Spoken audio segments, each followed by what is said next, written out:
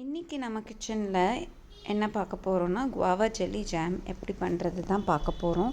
So அதுக்கு ஒரு ஒரு அரை கிலோ இல்லை 1 கிலோ குவாவாஸை நம்ம தண்ணி நல்லா பீஸாக கட் பண்ணி தண்ணியில் வேக வச்சுக்கோங்க. நல்லா வெந்ததுக்கப்புறம் ஒரு மஸ்லின் கிளாத்தில் அதை நல்லா மசித்து ஒரு மஸ்லின் கிளாத்தில் போட்டு நல்லா வடிகட்டிடுங்க. இந்த தண்ணியை தான் நான் இந்த பாத்திரத்தில் வச்சுருக்கேன். இப்போது 1 கப் இந்த தண்ணிக்கு அதே 1 கப் ஈக்குவல் சுகர் ஆட் பண்ண போகிறோம். ஸோ எத்தனை கப் தண்ணி வருதோ அத்தனை கப் வந்து சுகர் நம்ம ஆட் பண்ண போகிறோம். ஸோ ஃபஸ்ட்டு என்ன பண்ண போகிறேன்னா இதில் சுகரை ஆட் பண்ணிட போகிறேன். ஸோ இப்போ இதை அடுப்பில் வச்சுட்டு நம்ம ஃபஸ்ட்டு சுகரை நல்லா கரைச்சிடலாம். அதுக்கப்புறம் இதை நல்லா கொதிக்க விடணும்.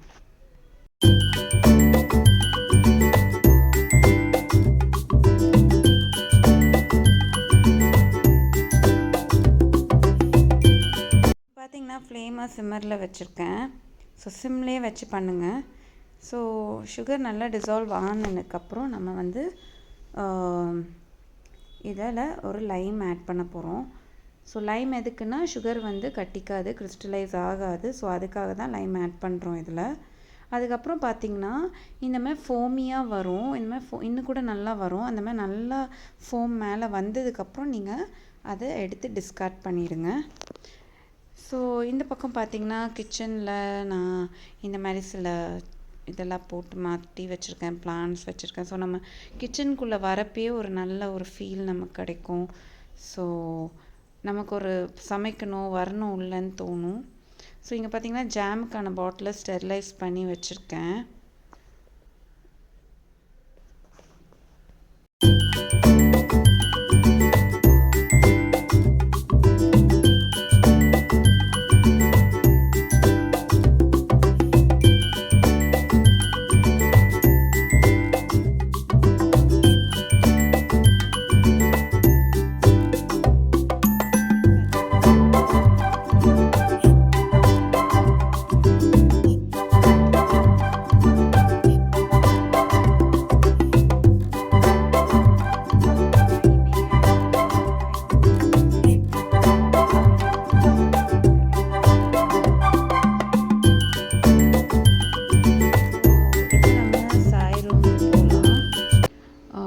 ஃப்ரீடம் சேல் லாஸ்ட் மந்த்ஸ் ஆகஸ்ட்டில் நடந்தப்பே கொஞ்சம் புக்ஸ் வாங்கியிருந்தேன். ஸோ அது என்னென்ன புக்ஸு நம்ம இந்த வீடியோவில் பார்க்கலாம். இந்த போர்டு பார்த்திங்கன்னா நான் ரிமைண்டர்ஸ் மாதிரி நிறைய ஸ்டிக் பேஜஸ் வந்து ஒட்டியிருப்பேன். ஸோ ஏதாச்சும் நம்ம மறக்கிறோன்னா போர்டை பார்க்குறப்ப நம்ம ஞாபகம் வச்சுக்கலாம். அதே மாதிரி பசங்களுக்கு கொடுத்துருக்க திங்ஸ் என்னென்னு நோட் டவுன் பண்ணி வச்சுருக்கேன். ஸோ தட் அவங்க வந்ததுக்கப்புறம் செக் பண்ணிப்பேன். ஏன்னா அந்த ரெஸ்பான்சிபிலிட்டின்னு ஒரு விஷயம் அவங்களுக்கு சொல்லி கொடுக்குறப்பே தான் அது அவங்களுக்கு தெரிய வரும். ஸோ அவங்க திங்ஸ் அவங்க பத்திரமா எடுத்துகிட்டு வரணுன்றதுல ரொம்ப பர்டிகுலராக இருப்பேன். தொலைச்சிட்டாங்கன்னா maybe next time they will learn பண்ணக்கூடாது அப்படின்ட்டு. ஸோ பார்த்திங்கன்னா இந்த புக்ஸ் தான் நான் வாங்கியிருக்கேன். ஸோ ரஸ்கின் பாண்டோட ஆல் டைம் ஃபேவரட்ஸ். அப்புறம் ஒர்க் புக் ஒன்று இங்கிலீஷில் வாங்கியிருக்கேன். ஸோ இதெல்லாம் பார்த்திங்கன்னா கிட்ஸ்க்கு தேவையான புக்ஸ் ரீட் பண்ண வைக்கணும். டெய்லி எவ்வளோக்கு எவ்வளோ பசங்க ரீட் பண்ணுறாங்களோ அவங்க வொக்காபுலரி நல்லாவே இம்ப்ரூவ் ஆகும், க்ரியேட்டிவிட்டி நல்லா டெவலப் ஆகும். ஸோ ஒரு ஸ்டோரியாச்சும் டெய்லி ரீட் பண்ண வைக்கணும் அப்படின்னு இந்த மாதிரி பிக்சரோட புக்ஸ் வாங்கியிருக்கேன். ஸோ சில டைம் நம்ம அவங்கள ரீட் பண்ண வைக்கலாம், சில டைம் நம்ம வந்து ஸ்டோரியை அவங்களுக்கு சொல்லலாம். ஸோ நிறைய ஷார்ட் ஸ்டோரிஸ் வித் பிக்சர்ஸ் இந்த புக்கில் இருக்குது. அதே மாதிரி பார்த்திங்கன்னா மேத்துக்கு வந்து ஒரு கேம் ரிடில் புக் வாங்கியிருக்கேன். So math game for clever கிட்ஸுன்ற ஒரு புக்கு. ஸோ இதில் வர ரிடில்ஸ் இல்லது எனக்கே தெரியல. ஸோ எனக்குமே ஒரு லேர்னிங்காக தான் இருந்துச்சு.